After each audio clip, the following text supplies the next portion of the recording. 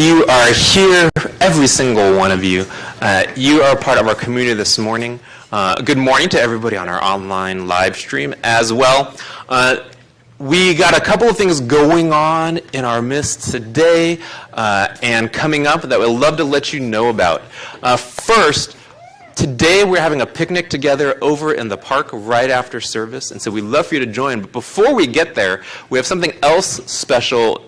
Right after we end our service indoors, we're going to head outside for a baptism. And so we're going to have everyone together. I want you guys all to be there. Parents, you can go grab your kids out of the kids program when we get to that part.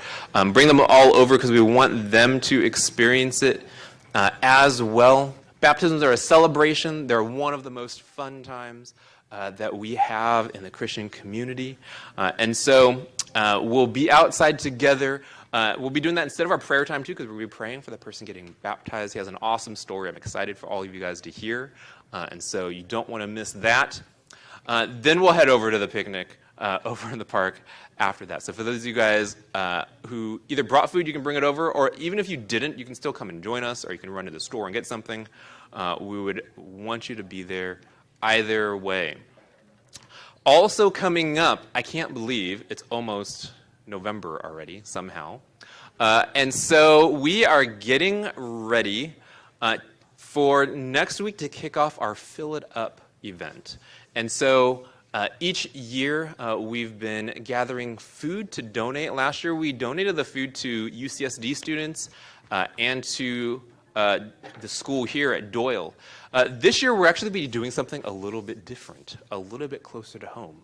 And so there's going to be some ongoing instructions the next several weeks. But to start, we're going to ask you guys to think about someone that you know in your life, in your neighborhood, in your workplace, that you've come across in your circles that you might like to bless by helping them out with some extra love and support.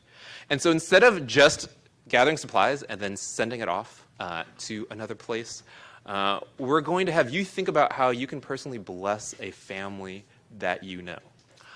And so you can start thinking about it. We're going to have more instructions the next couple of weeks. But start thinking about it and what we're going to do for next Sunday. They need to bring the bags next Sunday? Yeah, so as you are thinking about a family, the goal is for you to actually bring empty bags next week that you can fill with, whether it's food, whether it's supplies, whatever it is. It's going to be part of kind of the instructions. So start thinking about it, start thinking about bringing bags next Sunday as part of the process of that. And then part 2 will give you more instructions next week on what is going on with that. And so if you have questions about that, you can talk to Pastor Mariah about it a bit. But again, we'll have more instructions next Sunday. Start thinking about it this week.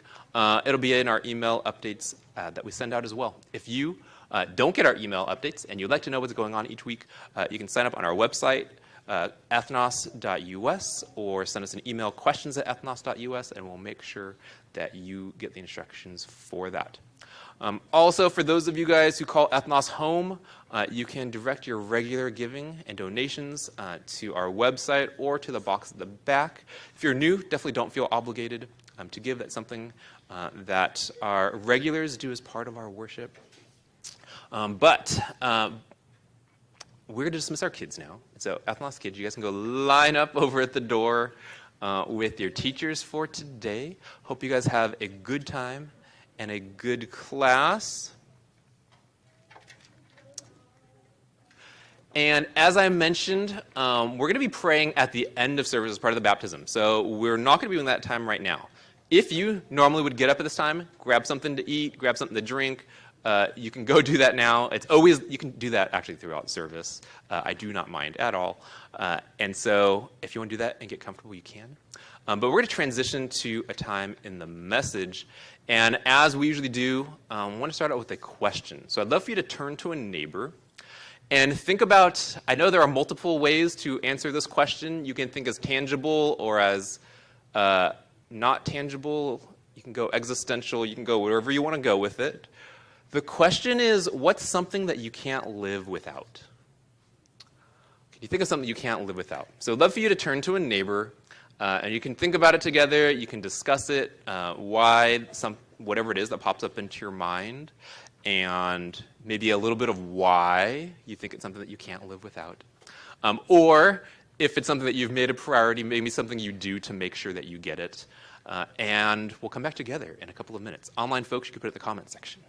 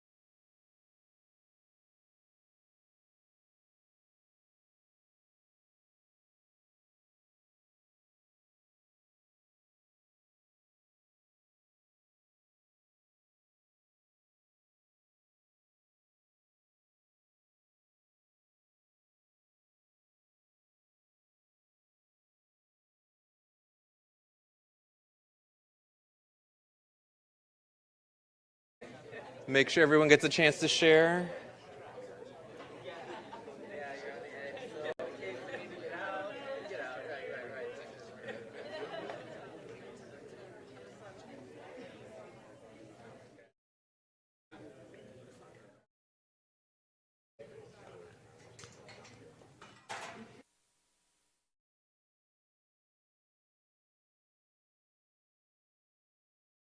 All right. Any folks like to share? What are some of the things that you mentioned? Things that you can't live without? You can just raise your hand from where you are. And I guess shout it from here. Thoughts? I heard multiple people say water, food, and air. So just as basic living beings, we'll grant that to everybody. Probably had that thought. I need water, food, and air. What are some of the other things you guys mentioned? I did hear Chick-fil-A also. So I don't know where that came from. I heard someone say Chick-fil-A. There is a new Chick-fil-A in the neighborhood. Sadly not open on Sundays, so we can't go together. But, yeah. Being around people. All right. I like that. And do you mean like just all humans, or you specifically, you're like, I need to be around people? Not being alone all the time. Yeah. Have people to communicate with. All right. I like it. Yeah. Sleep. Sleep as like a bodily function, or sleep like I don't function, like I'm not a pleasant person if I don't get sleep? Okay, a little bit of both. All right. Yeah. I know we've had a lot of folks traveling in the last 2 months, so there's been jet lag going around. Other folks, things that you can't live without. Yeah. Shelter. Just like a place to live and stay out of the elements. And get your water, food, and air. And store your clothing, yes. Other folks, things that you can't live without.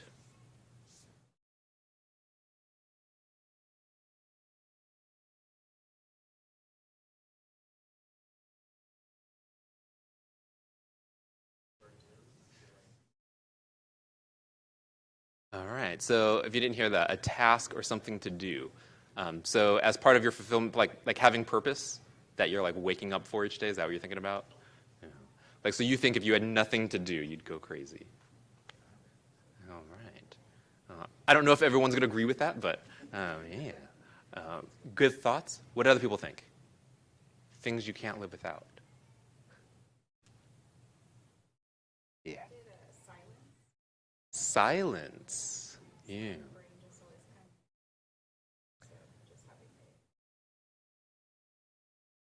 So because your brain usually runs, you need to quiet it periodically.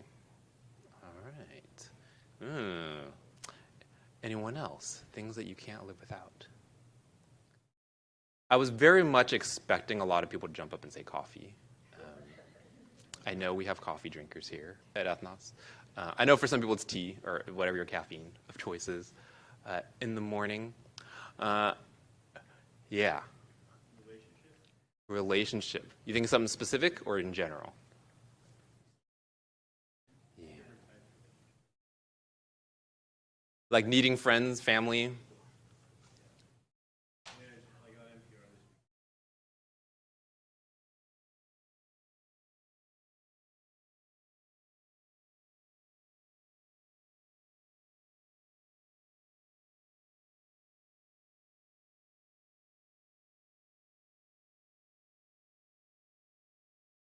Yeah, there are interesting studies for sure on solitary confinement and the effects. Interesting thoughts. Anyone else? Something that you can't live without. Yeah. As we think about this idea, right? I know because I heard little bits of chatter. There are more things you were thinking about, like the areas of like things that maybe other people don't need, but that you know you need. Things that we like a lot. When we think about these ideas. Priorities that we have, we're thinking today about not just like what those priorities are, but how we orient our lives to make sure that we get them. So for instance, we are willing to pay sky-high rents in San Diego to make sure that we have shelter, access to water, and heating, and power, but also because there are other things that we like in there too, and we're willing to some of us may have said at some point, I don't know if I'm speaking for you or I'm speaking for myself, I couldn't live somewhere without as much sun, or I couldn't live somewhere where I didn't have access to like outdoor activities.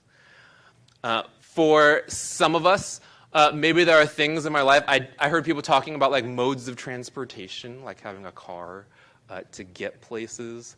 Sometimes that's just the means to get to places, whether it's paying for bus passes, whether that's, some of you guys I know would prefer to live in a city with mass transit, but ways to get to work, ways to get to the store, things I can't live with there.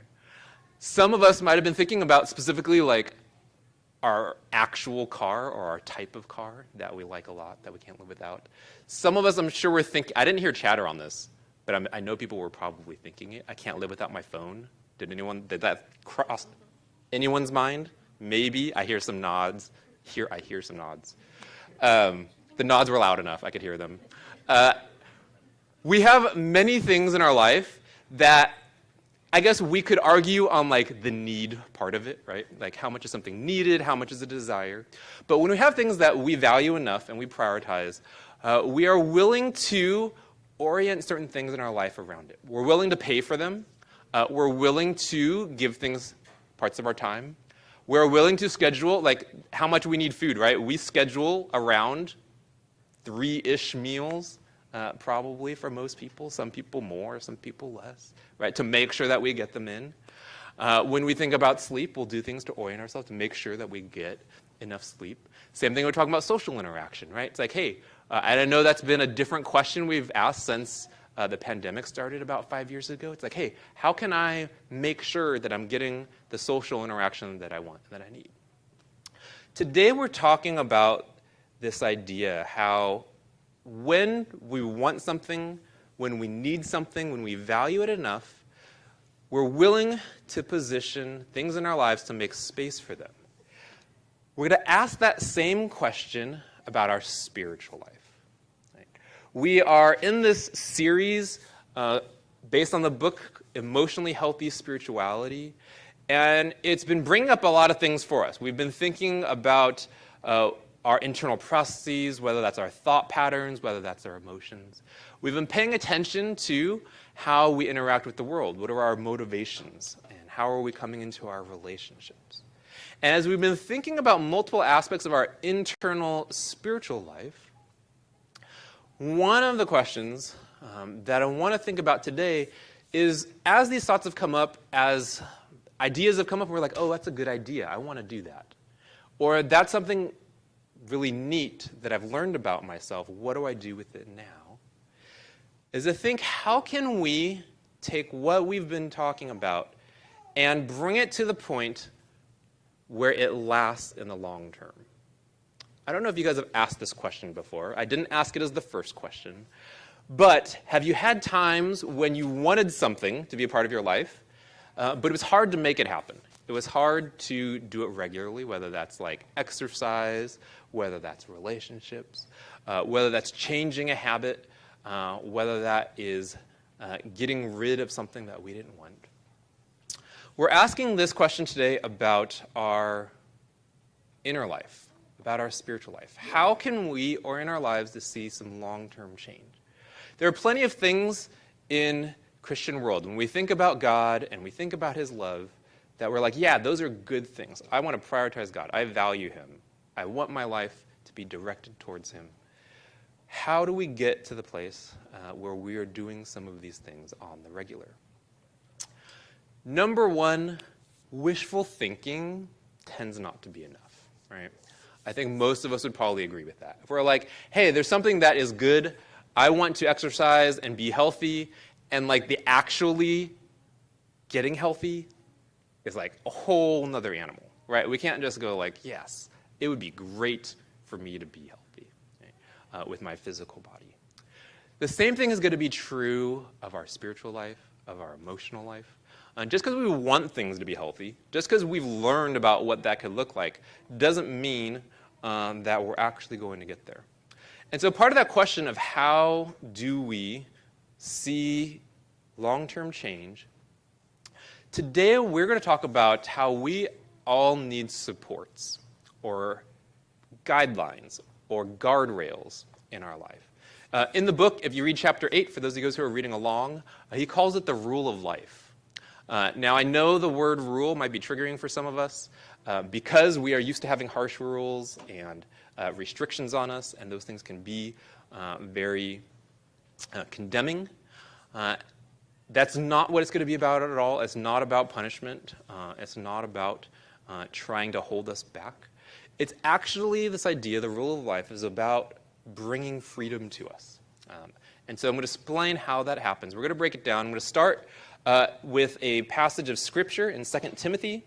And so we're going to read together 2 Timothy chapter 2, verses 3 through 7. And it says this: "Join with me in suffering like a good soldier of Christ Jesus. No one serving as a soldier gets entangled in civilian affairs, but rather tries to please his commanding officer. Similarly, anyone who competes as an athlete does not receive the victor's crown except by competing according to the rules. The hardworking farmer should be the first to receive a share of the crops. Reflect on what I'm saying, for the Lord will give you insight into all of this." It's 3 analogies. What is he trying to get across? Let's break it down. The bigger idea here, there's this image of a soldier, one of an athlete, one of a farmer. The idea is that we need self-discipline and routine in our lives in order to follow God.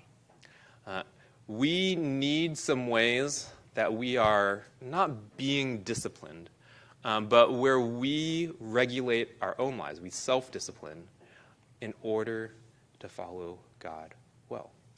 The first thing we note here is that self-discipline in our spiritual lives is not about punishment or requirements. This is about training.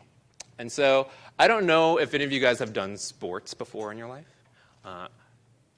Becoming an athlete, even at a kid's level of sports or youth level of sports, high school level of sports, requires some training, right? If you're like, hey, I want to join the soccer team, but I don't want to do any practice or learn any skills, they're going to be like, all right, you can go stand on the side for us and cheer us on, right? They'd be like, no, you can't be part of the team and be an athlete just by standing on the sidelines and doing nothing. You actually have to practice. You have to train. Same for many of us in our workplaces, right? To do the things that you have expertise in took a lot of training, took education, took practice and learning. And so he's talking about this in our spiritual lives. In following God, we sang the song earlier, we will follow him. Right? And in order to do that, it takes us actually getting up and doing some things. And so these different ideas that it's talking about here are about growth. They're about how we mature. They're about how we strengthen ourselves so that we can tackle life. So as we think about this idea of giving ourselves guidelines in life, we do it for a couple of purposes. In the passage in verse 4, it talks about trying to keep away from temptations of the world. So for instance, some of you guys have done military service before, and you have rules and regulations, right? In order to, why? To fulfill the purposes that you're given in your role. Instead of just doing what it talks about here, it talks about civilian affairs. For all of us, that might be things like, yeah, you know what? I don't want to just do what the world around me tells me to do. I don't want to just necessarily do what I see some of my friends and see people on TV and the media doing, right? I want to have a life that's a little bit different than that. And if you've ever thought that, it's like, okay, how do we get there? In verse 4, it talked also about pleasing our commanding officer. In the analogy, this would be God. This would be Jesus who directs our lives. Hey, if we want to please him, if we want to worship him, if we want to follow him, then, yeah, orienting our lives so that we do things that please him, that worship him, makes sense. In verse 5, it talked about reaching some goals. Here, it would be like completing a race. I recently learned, this is not in my notes. This is tangent, but I have to share it. I recently learned the very first person, so you guys know the story of the marathon, right? So the marathon was, back in ancient Greece. A guy needs to go tell the next city over about, I think it was the end of the war. Runs, it's 26.2 miles, is that right? Runs there, completes the marathon run, 26.2 miles, and tells them what happened. I recently learned he actually died right after.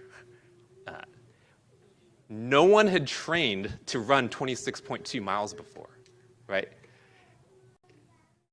And so without the training, his body wasn't ready for it. His body went kaput, right? Now, this has turned into, now people have practiced it. They have practiced running that actual route. You can run a marathon and run that actual route, the original one. You can also, run marathons here and in other cities. But that takes a huge amount of training. From people I know who've run marathons, they said you get training for months and months and months.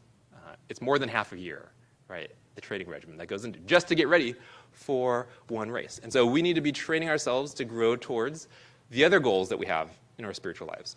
We want to grow in maturity. If we want to grow in our gifts and in practicing those things, in loving well, any of these things, it takes training. And in verse 6, it talked about cultivating our hearts to flourish. There's this analogy of the farmer, and the farmer works hard first, before then also enjoying a share of the crops. And so, yes, we get from God, but we're also working hard in order to get there. The result of the hard work is receiving God's provision and goodness in many ways. Are there some things God does without our hard work? Absolutely. And there are things that he provides. But there are also things that he blesses as we do these things with him and for him. Again, these things aren't about what we need to do for God. We do not have to do any of these things. And I always want to make sure that we're clear on this. We do not do things in order to get God to love us.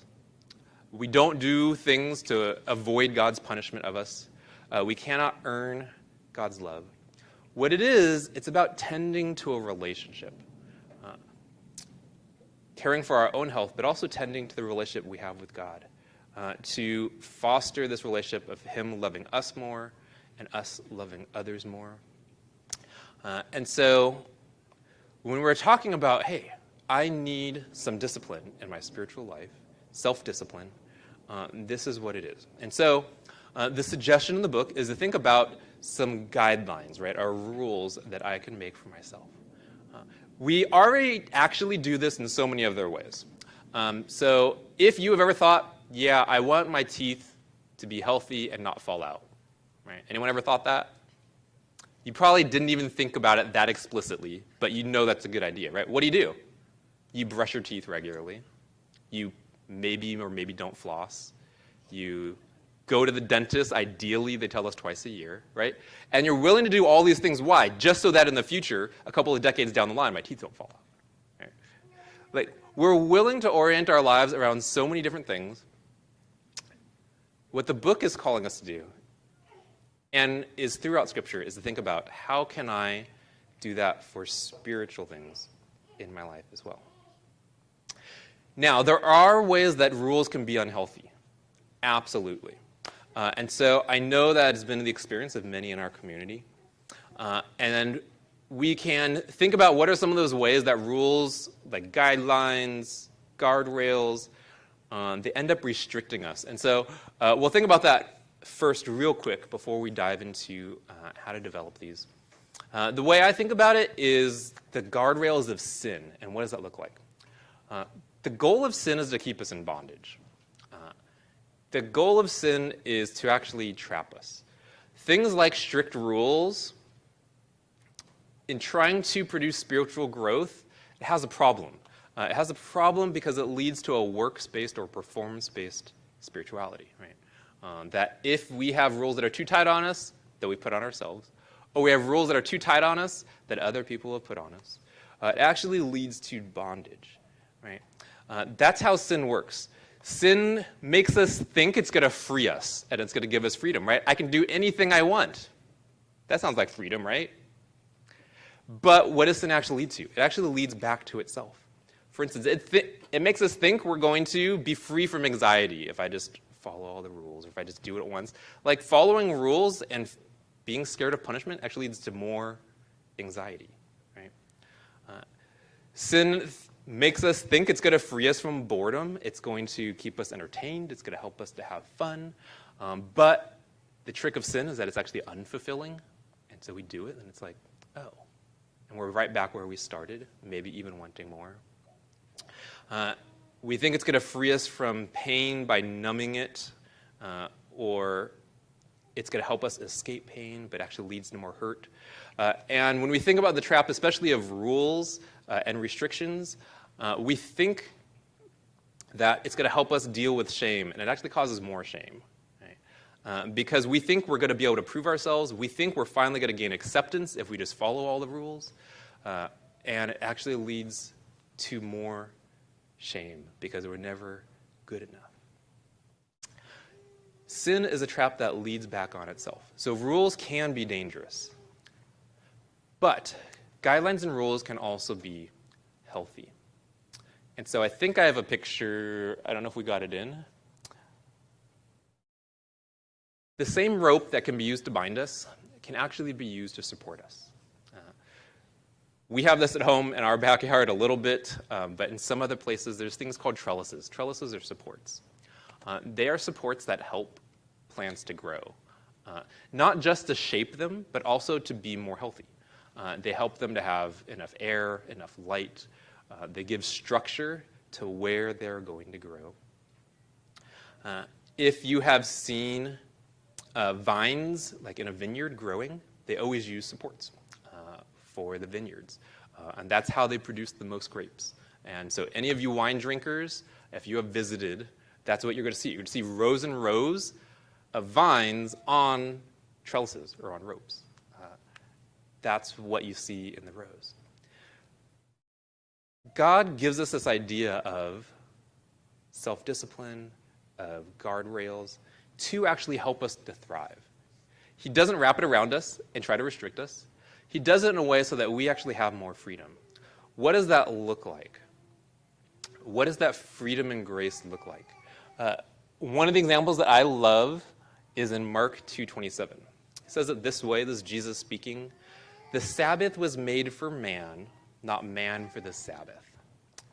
What does that mean? The Sabbath is one of the 10 Commandments. And so in the very beginning, when God was teaching his people how to live, one of the things he told them to do was to keep the Sabbath. That means one day a week, you're going to stop working. You're not going to do any work. And instead, you are going to rest. You're going to enjoy that day. You're going to spend it with God, and it's going to be good. Over time, for some people, that rule became very restrictive. Like, are you keeping Sabbath properly? Like, oh, you walked too many steps today. That's like working, right? Like, you lift something that was too heavy. That's like work, right? And so people were very restrictive about it. You can't do that. You can't go pick something up. You can't start a fire and cook, right? There was all these rules that started coming out to make sure you're following the Sabbath, right? But it became so restrictive that it became hurtful instead of helpful. Jesus is like, the goal wasn't for this to be condemning. The goal wasn't for you to be afraid of punishment. The goal wasn't for you guys to be shaming each other. He says the goal was actually to help you. Sabbath was made for man, not man for the Sabbath. Instead, what it's supposed to be a mindset.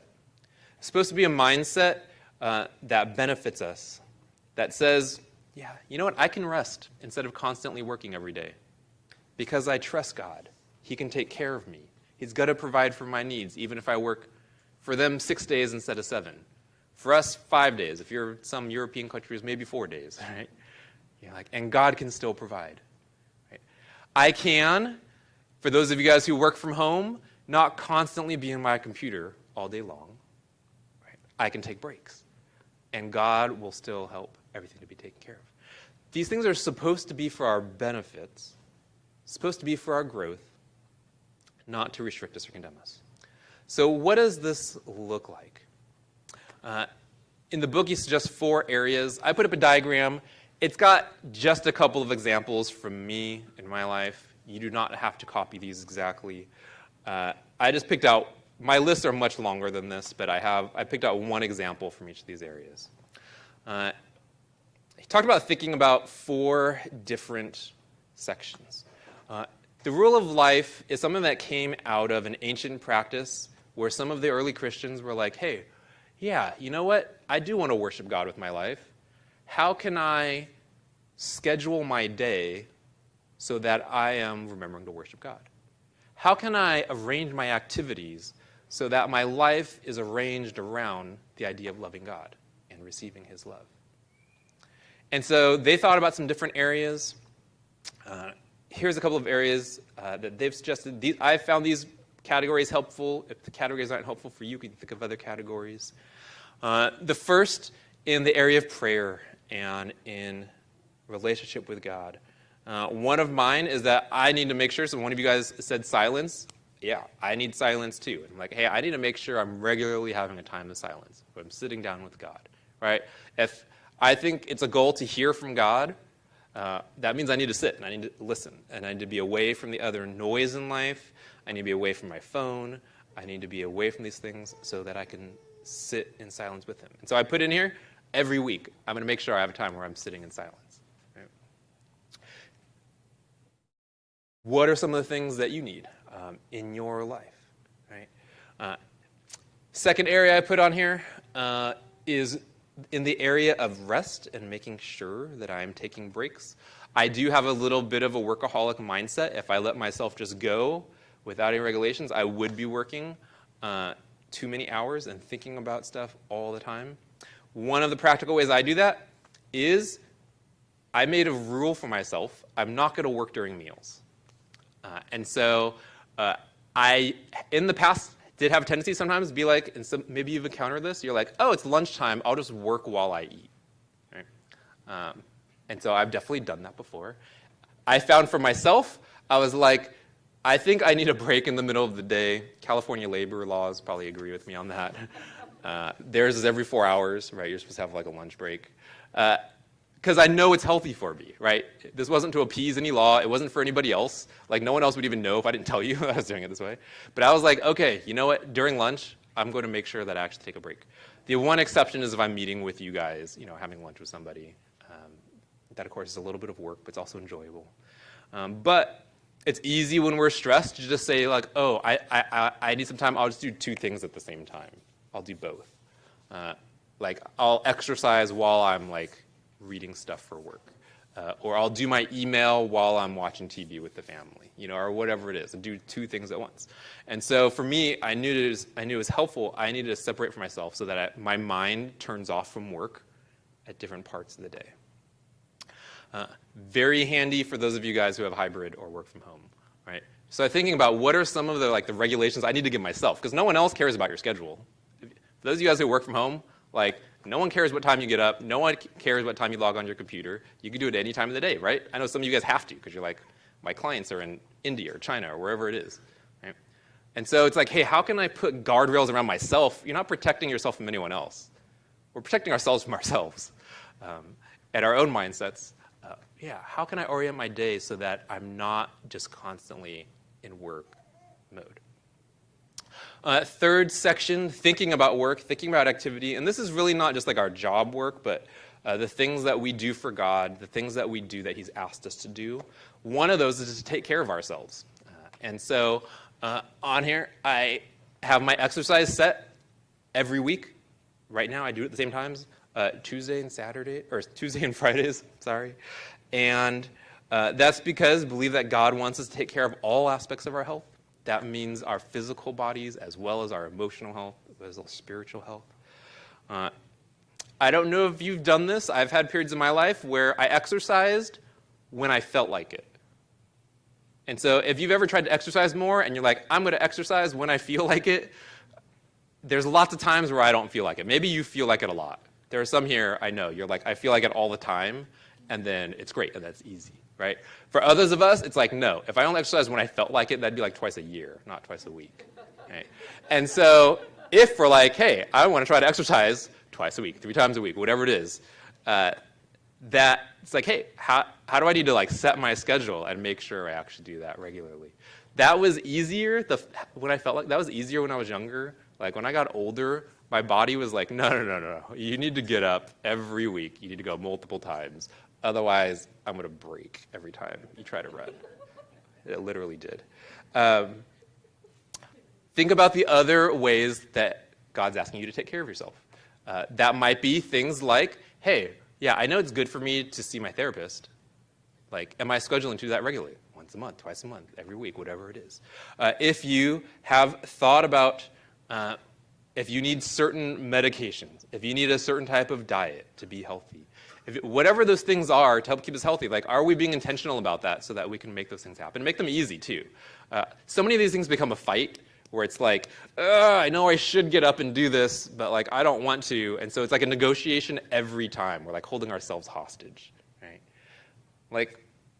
Are there ways that we can schedule our time, orient our lives so that it's not a fight? We just okay, this is the time I do it. I'm just going to go do it. That's what I said I was going to do. Fourth area I have in here that I suggest thinking about is the area of relationships. This is both relationships with God, but also relationships with other people. God wants us to delight in him and have fun.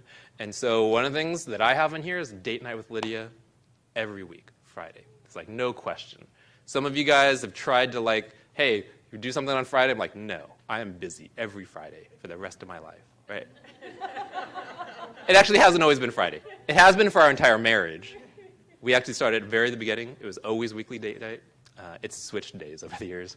But it's one of the things, hey, if I want to make sure I'm spending quality time with Lydia, we need to prioritize that. And so that's something we've done, right? Why? Because our work schedules get busy, things change, and so we might intend to do something, but how do we make sure that we get these rhythms in? It doesn't have to be these things. The question today is, what are some of the things for you that you've been thinking about this season? Maybe it's earlier in the series, something came up for you. Maybe it's some things that you've been wanting to do for a while, some changes you wanted to make, some goals that you've had. What are some ways that we can create guidelines for ourselves that are helpful and not hurtful? And so I know for some of you guys have thought about things like, yeah, you know what, I want to spend more time with God. And I know that would be good for me to do in the mornings, and so I want to spend time with him. Okay, So here's what I would ask you. Like, yeah, what time do you need to go to bed so that you can wake up at the time that you want? So that if you want to spend time with God, like 20 minutes every morning at 6 a.m., like what time do you need to go to bed? So that might mean, okay, I want to go to bed at 10 o'clock so that I wake up at 6 o'clock and I can have those 20 minutes, right?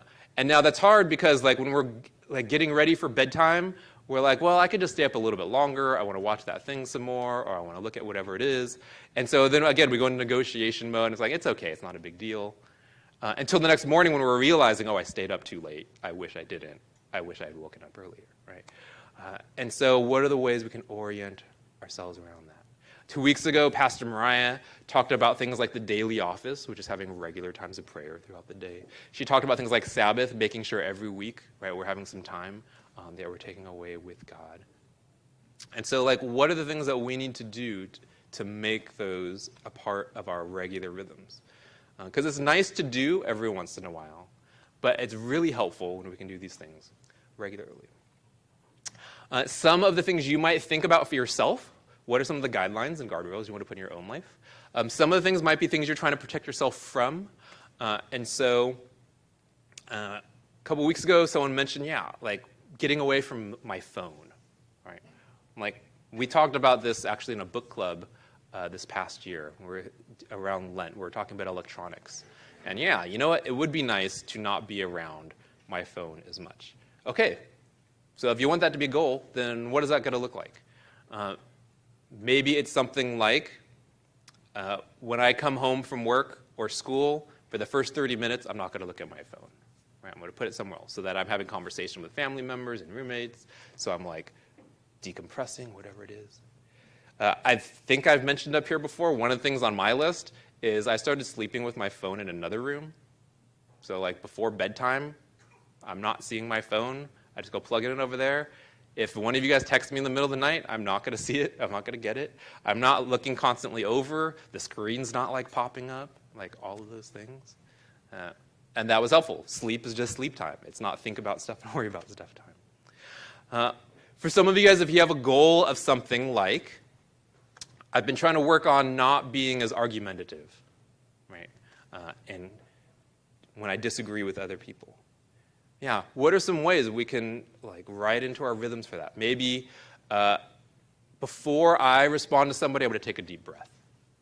Right? Or before I respond to somebody, I'm going to think about my emotional state and pay attention to what emotions I currently have before I say something. Right? Putting in some guardrails for us. If you maybe have a goal of like, I want to grow in trusting God each day. Okay, so maybe before bed, what's your conversation with God going to look like? Maybe something like, yeah, God, here's all the things I'm anxious about. I'm going to hand them over to you so that they're not on our minds before we go to sleep. Or I'm going to thank God at the end of each day for at least 3 things that he did, in my life. And so we're remembering what he did and trusting him. In all these things, again, the goal isn't to like try to restrict us. I personally don't care. I'm never going to check on you and be like, hey, did you do the thing? Like, I might ask you to encourage you, right, if you've asked me to do that. But like, I don't chase down like church members and go like, how's your prayer life been lately? Like, prove it to me, whatever it is. Like, I know we're laughing. I'm thinking about things that would shock you that I've heard about from other people. That's not the goal. The goal is what's helpful, right? Again, freedom and grace. The difference between it being hurtful and helpful is freedom and grace. These things are just for our benefits. If we don't do them, I don't know if any of you guys have a personal trainer or someone that's helped you with like exercise or getting in shape, or a dietitian. They don't like fine you money, right? Or they don't like tell your boss so you get fired, right? It's like totally up to you. It's for your benefit. If you're not doing the things, all that you miss is like just some of the benefit. But there's like no punishments for these things. It's about what can be helpful to us. And each of us is going to be different. So as you were thinking about this, you might have a blank slate right now. You're like, I don't do anything on routine. That is totally okay. You might think about, okay, so what is maybe one thing that God has put on your mind? And you're like, yeah, you know what? I do want to try to grow in some areas. What's something I can put on my list that I'm going to try to do regularly. A couple of notes on this. It's going to be different for everybody. What is helpful to people is going to be different. What time is helpful for you to pray might be different than when it's helpful for me to pray. When you spend time in Scripture, that might be different when I spend time in Scripture. It's going to be different for every person. It can depend on our personality. Sometimes it can depend on our giftings. It can depend on our location. I talked with a pastor a few weeks ago. I was at the global gathering with different church planters. And I was talking with one pastor about the idea about Sabbath and how they do their Sabbath, how they do rest and routines and stuff like that. And they were like, I live in a city where it's impossible to find any space that's quiet. So I can't go outside and like sit down under a tree with like no people around. Like there's always people around and there's always like noise on the streets. Okay, so for them, finding quiet space to sit with God is going to be different than it is going to be for maybe me or you in San Diego, or for someone else in a rural area. So what are those things going to look like? Second, these are going to change for different seasons of life. Like what is helpful is going to be different in one season of life than another season of life. And so what a rhythm of focusing on God looks like in college is probably going to look different than for a parent who's got a newborn. It's going to look different for someone who's an empty nester or retired. And so that is normal, and it's normal for change as we grow. I regularly update mine as well. Sometimes that's because rhythms of life change. Sometimes me and Lydia's work schedules change, and so we need to rearrange some of those things, and so I rearrange some of these things. Sometimes I actually just change things to keep things fresh. So I'll change some of my prayer practices. I'll incorporate new things. I'll change out old things just to keep them fresh, because otherwise they get routine for me in the same. For you, you might have some things that you always do for your entire life in the same way, and that is great. And some of those things, it's okay to change them and adjust them also. What I always recommend is to do a lot of trial and error. This, for some reason, I think we don't think about spiritual things that way enough. There's a whole bunch of spiritual practices you could try, right? There's a whole bunch of different ways to pray that you could try. There's a whole bunch of ways to read in the Bible you could try. There are a whole bunch of ways to be encouraged by other people that you could try. Like, there's no one way that works for everybody. And so that means it takes some figuring out. Like, for instance, my times of like silence, I've had to try that different ways. And so I used to do it differently. Doing it on my Sabbath has been the most helpful. So like doing it throughout other parts of the week has been harder, just practically. And so it's like, okay, settling into that took some time. When you try something, suggest. You're like, okay, if I want to do daily office like Mariah talked about 2 weeks ago, if I want to do that 3 times a day, here's the times I'm going to try it. I'm going to try it at this clock in the morning. I'm going to try it at lunchtime. I'm going to try it in the evening before I go to bed. Right? You might try that, and you might realize, you know what? That really doesn't work for me, because during my lunchtime, I also want to interact with my coworkers, right? And so, like, I can't do both. I've got to do one or the other. And so you might go like, okay, I'm going to try it a different part of my day. I'm going to try it on my coffee break. I'm going to try it after work, or I'm going to try it in the car, or whatever it is. And so it is normal to do trial and error on these things and find out what is helpful for you. I have heard and seen many speakers and many books talk about like spiritual life needs to be done a certain way. You might have heard that at some point. You might have gotten teaching like that at some point in your life, right? The funny thing is that everyone is teaching a different way. And so there's no one's like come to this consensus of here's like the one thing that we need to do, right? Does it involve God? Yes. Like having a spiritual life, like involving God, yeah. But besides that, like I've seen it work well in so many different ways for so many different people. Some people are great at night. Some people are great in the mornings. Some people, certain types of prayer are amazing for them. For other people, those things don't work. So remember, it's a process. Remember, there is grace in it for all of us. God isn't mad at you for the times that you don't follow your own rules. You have made them for yourself. They are to be helpful. One of the things on my list I think I put it under activity, but it might be under rest. is I want to play guitar and sing worship songs every Sabbath, every Friday. I don't get to that every Friday. There are like maybe a third or a half the time where I don't get to it. And I could beat myself up for it. I'm like, there's no reason to. Like, God didn't make this a requirement. It was just my guideline that I'm trying to do to help myself. So if I miss it, all right, I'll try again next time. And so it's same for us, right? These are things that we are doing to discipline ourselves, to help ourselves, to support ourselves. But God does desire a life for us where we are experiencing his love throughout our day. He desires a life for us. We are living his love for others and with him. And so the question becomes, how can we position and arrange our lives so that we can do that on a consistent basis? We're going to pause because you probably have questions. There are more suggestions that he has in the book. So for those of you guys who are reading that, you can hop in there. He's got multiple suggestions for each of those 4 areas.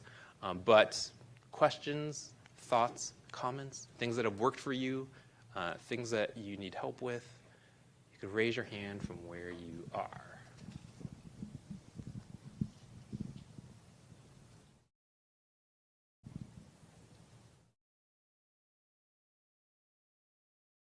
Yeah, question over here.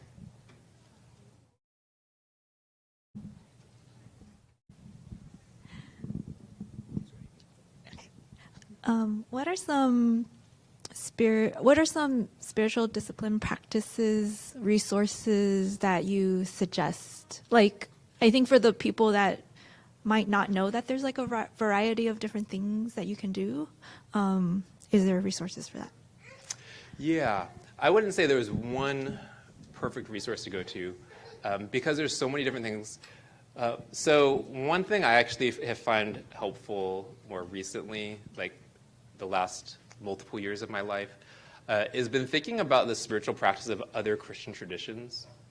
And so, again, some of those things can become like routine and rote without thinking about them. They can become legalistic. But for instance, like what are some of the practices like in mainline churches? Like what are things that the Lutheran Church does in their prayer practices, and maybe learning some of those? What are other ways of reading the Bible? And so you can, I know the internet's dangerous on some of these things. I'm thinking of what's the most accessible. Yeah, looking around for like what are just different Christian tradition, like practices of prayer, like and trying to get a variety. I can't think of a good written resource that actually covers things that way. There are books that will have specific ones, like books on prayer, or different ways to read the Bible. We do have a book at the office, so if one of you guys wants to see this, and one of our community groups used it, it just had a whole bunch of different spiritual disciplines, had like a couple dozen of them that you could, and just had like, it was like a small chapter like on each one about how you could practice it. So I do have a book like that. If you want to dabble. Again, that's actually just one small summary, even though it's got several dozen. Learning from other people, too, can be helpful. If you have friends, especially, that like go to a different type of church, different churches, like ask them, like, hey, how do you guys do prayer? How do you guys do communion? How do you guys like receive guidance from God? How do you interact with scriptures when you're home? Like, how do they teach you to do that? I think that's actually probably the most accessible way. If you see something online and you're like not sure about it, you can ask me, you can ask your community group, ask other people, other friends, like, hey, is this like legit? If you know them to be like Orthodox Christian, meaning not off the road Christian, so one of the things we say at Ethnos is like, hey, how do we come together? We have a lot of people here, right, from a lot of different Christian traditions in terms of where everyone grew up. Like, I always say we can learn something from everybody. Like, we want to check out the Bible and see if it's biblical, yes. But I think there's a richness that we miss when we only do stuff like one set of ways. So that's somewhat helpful. I know it's not something I could hand to you. That book I can hand to you, so if you want to ask about that. But,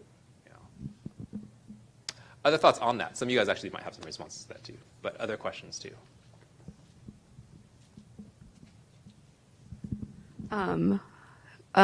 It's related. Like I'd say there's also integration, like looking for what's practical and scalable to like for example, if you're like a really busy parent, you're not gonna go carve 3 hours out to go to the gym, probably. I mean, you could, but my experience talking to parents, that's just not a reality, right? So yeah, I think starting small and doing something that's like 5 minutes versus half an hour or an hour, right? And then working way up. I think it's also good to like be creative. For me, like when I swim almost every day. That's where I actually do a lot of talking to God.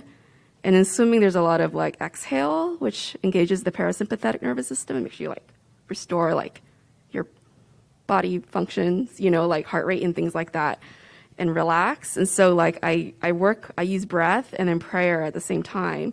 And I used to be a little bit ashamed of that because I'm like, oh, it just sounds so unholy, like, but then I realized, oh, actually that's just like, it's okay. It doesn't have to be like sit in like this meditative silence. So for what that's worth, if that helps. You don't even have to like look super far for it. Like, oh, this is how I do it. Yeah.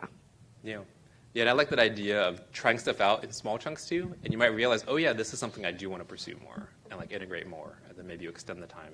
Versus you can also find out, oh, this isn't that helpful to me, and there's lots of spiritual practices that like I don't find that helpful, and so it's like, okay, I'm just not going to do it.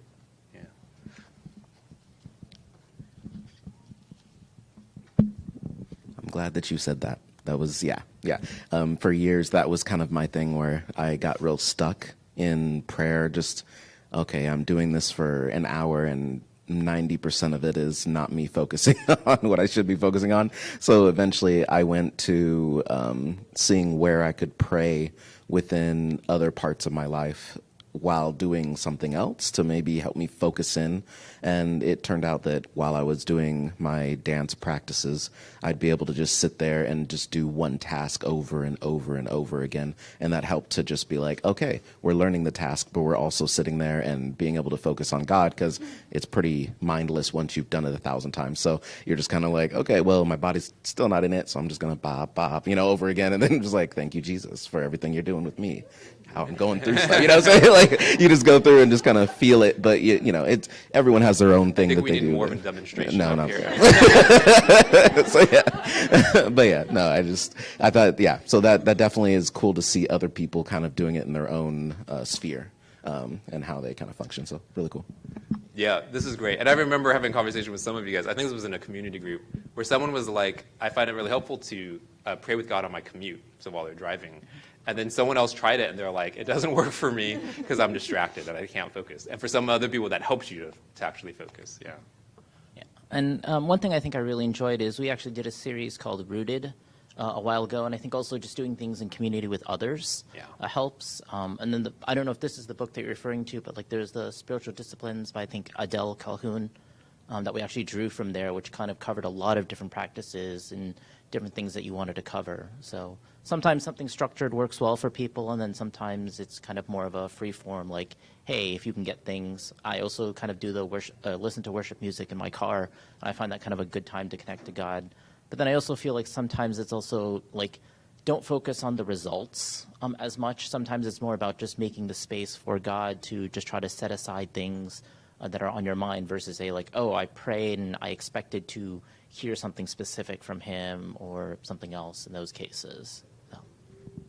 Yeah, and I do think that's the book that I was thinking about. So thanks for remembering the title.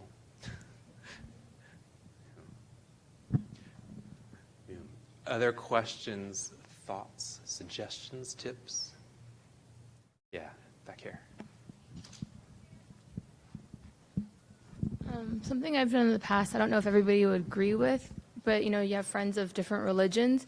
So sometimes when I'm with them or while they're doing their religious practices, it's a good reminder for me. So like with Jewish friends, when it's Friday Shabbat, then I'm like, oh, I should do my Sabbath.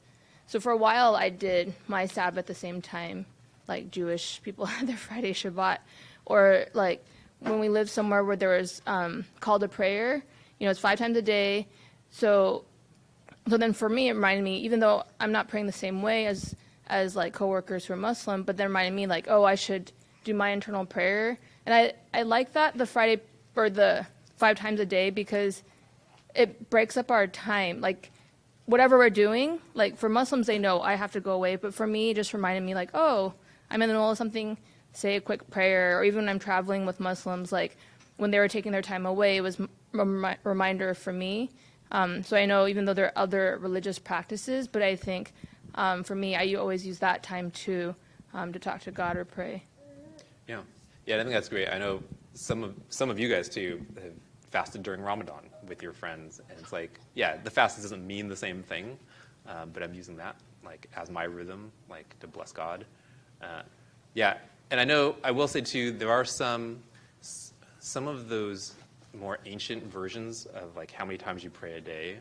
Some of the Christian ones had 5 times a day too, and some people I know retracted from that because they're like, this feels too Muslim to me, and so I don't want to do it the same way. For some people, that's helpful. Right? It's like, hey, I'm going to use it, but I'm going to direct it to God.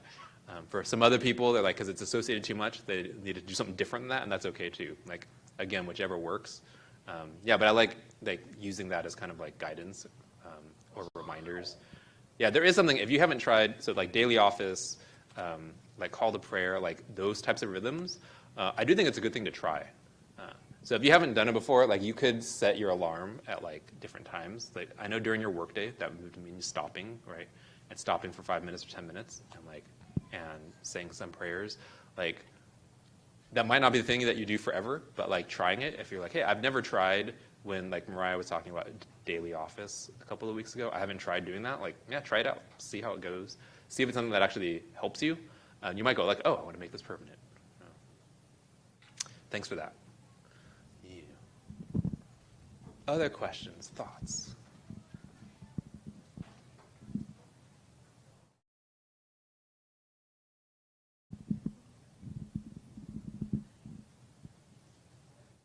Well, thanks, everybody. Yeah. And I want to give a reminder again, there is grace over all of these things, right? And so that includes as we develop them, it's a slow, ongoing process. Like, I have a list of things that I have on mine, but those are things that I've like added one at a time over many years. And so there's lots of experimenting in there. There's lots of trial and error. There's lots of things that have changed. There's lots of things that I found didn't work. And there's lots of like, I don't do this perfectly every week, or I don't do this perfectly every day in the ways that I would like. And that's going to be true for all of us. Like, yeah. And so have grace for ourselves. And remember, the whole thing is a process. The whole process is God wants us to know how much he loves us. And he invites us to love him back. It says, how can we keep growing in those things? That's not going to be perfected until the end of our lives. And so it's always going to be something for each one of us to keep on paying attention to and developing. I'm going to invite the music team to come up as we get ready to close. And as we do this, invite you to think about, are there ways that God has been speaking to you, to invite you in? Again, not to give you a heavy burden on things that you feel like you have to do, to give you things in your life, help you experience him more, to know that he is there throughout the week, to know that he is with you, to know that he is for you, because that's what his desire is for us. Let me pray for us.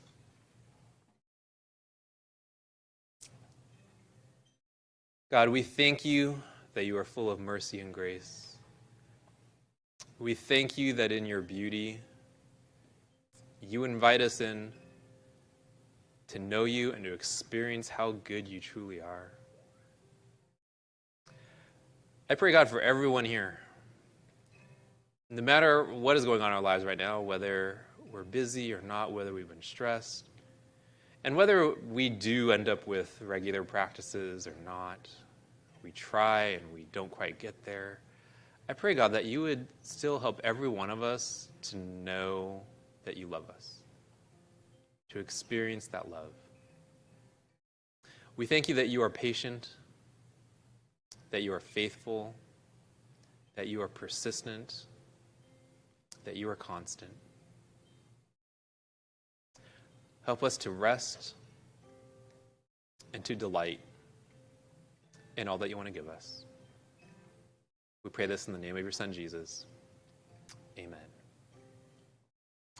Online folks, we'll see you guys next week.